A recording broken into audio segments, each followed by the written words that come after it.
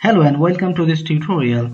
In this today's tutorial, I'm going to explain about the SQL hints. There are two SQL hints are available. One is no inline and the other one is inline. I will also give you the example where and how we're going to use these hints so that in order to optimize the code. And let me start with the description. What does this SQL hint mean? Let me tell you that the SQL script compiler combines the statement to optimize code, and the hints enable you to block or enforce the inlining of table variable. And very important thing here, you need to note that using a hint needs to be considered carefully. So in some cases, using a hint could end up being more expensive. So let me categorize this topic into two categories. One is block statement inlining and the other one is the enforce statement inlining. And let me tell you now that no inlining is used for block statement and inlining used for enforce statement. The first I will discuss on no inlining, that is called the block statement. So then I will talk on the other one. So to prevent a statement from being combined with other statement, you can use no inline hint. So it needs to be placed at the end of the select statement. So as you understood now that in order to block the statement from being combined, so then we are going to use no inline. I believe when I will be giving you the example so that you can easily understand.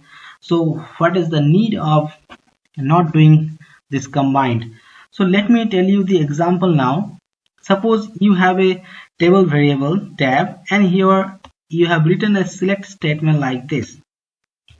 And just after that you have another table variable tab 2. Here you are using this tab in the input and you are reading this output as tab 2.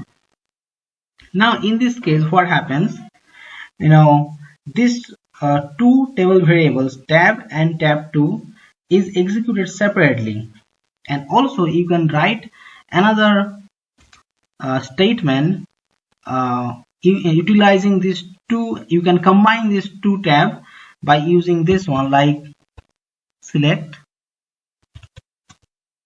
P from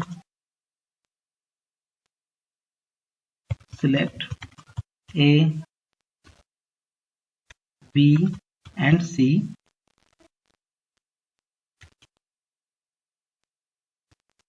from T, where A equal to 1, where C equal to 0. So if you look at this two statement up here, and here it is separately defined and the other one it is combinedly defined. So in this situation, however, when the combined statement, sometimes we can see that the combined statement lead to non-optimal plan. It means that the combined statement does not deliver the best performance in terms of SQL execution. So as a result, the less than optimal performance of the executed statement. So in this situation, it can help to block the combination of statement. Therefore, SAP has introduced a hint called no hint. So by placing that hint at the end of the statement, it blocks the combination or inlining of that statement into other statement. So in that case, how can you define that? So if you just write here, I'm just writing on this example with hint no inline. So if you do write like this, so what happens by doing that, hint no inline to the table variable tab, so you can block the combination of the statement and you are ensuring that two statements are executed separately. That's the main important thing.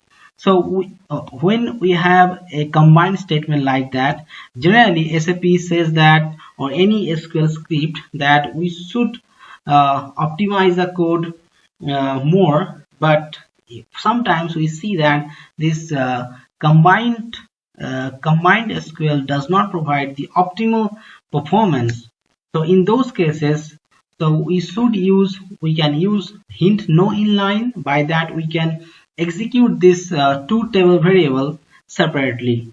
So that's all about the no inline concept. So that also the blocks the statement. There is no inline. So that's all about the block statement. Now we'll be moving into the another one, that is the enforce statement inlining. So, and the word is inline here we're using.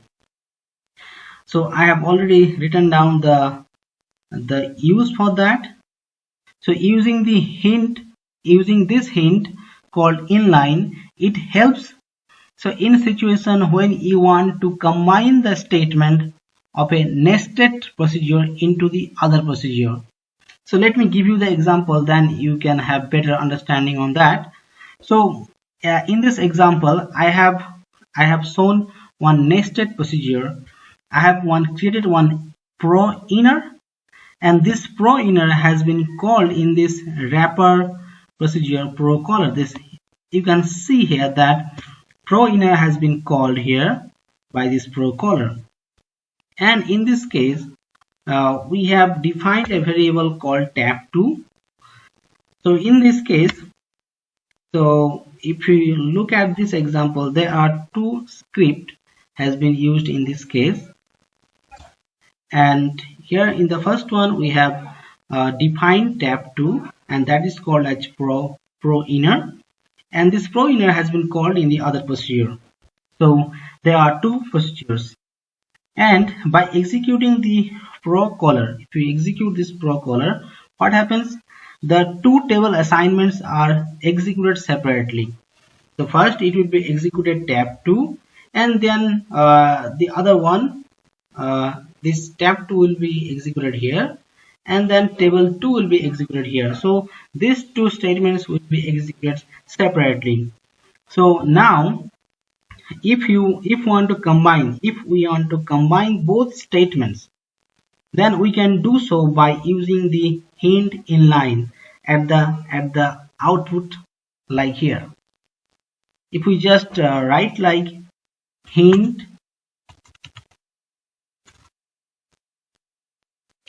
inline,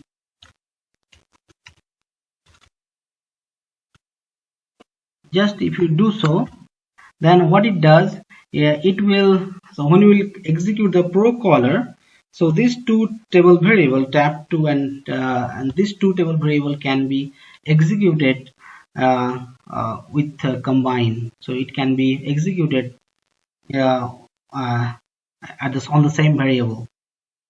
So I hope you have understood about this part, and in the first part we have talked about the block statement, what we can do by let me just go up on the screen here. So we have talked about the no inline and then inline, and also we have understood about the how we can block the statement using no inline, and the other one is the inline. So that's all about this small video. I hope you have understood this part, and hope you have liked and subscribed my channel. So have a nice day, and I will be coming up with a new video. Thanks.